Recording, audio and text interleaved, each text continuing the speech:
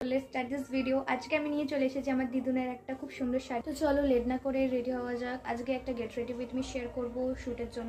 আজকে একটা জিনিস শেয়ার করি তোমাদের, যেটা আমার সাথে ঘটেছে। আমার হোয়াটসঅ্যাপের বায়োতে লেখা আছে প্রত্যেকটা জিনিস থেকেই মানুষ কিছু না কিছু শেখে।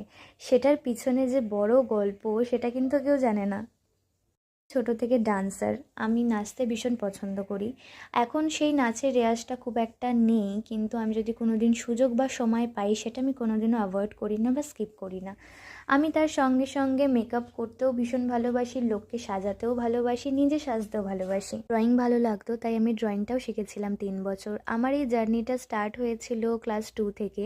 তো এখনও অবধি ভাবতে পারিনি যে সবটা প্রত্যেকটা স্টেপ বাই স্টেপ একদিন না একদিন ঠিক কাজে লাগবে। আমি মেকআপ আর্টিস্টের ফিল্ডে আছি, যেখানে আমি নিজে মেকআপ করি এবং অন্যকেও করি।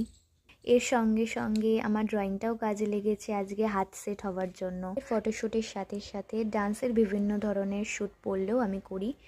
তো জানি না কতদূর পারবো, কিন্তু আমি চেষ্টা করি। হে গাইস, তো এটা আমার ফাইনাল লুক।